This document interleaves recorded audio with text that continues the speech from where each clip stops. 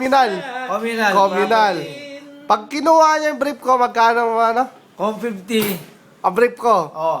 Kukunin niya yun, babayaran ka niya 25. Ganon. Kung ang bili, 50. 50. Oh.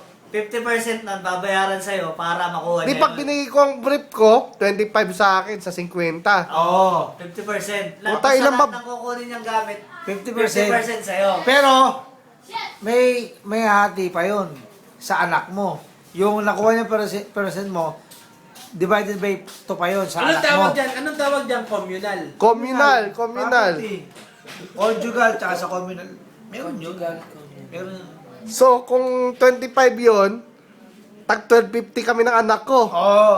O di napkin na lang ako Kasi, sa kung 30, akong 30, di 15. 15. Oo. Yung sa'yo, yung kisi mo, mahati pa sa dalawa. Ah, di 7.50. Di napkin nga matitira sa akin. Sa'yo. Yung kisi sa anak mo. Aba, Effective ba yun? effective ba yun?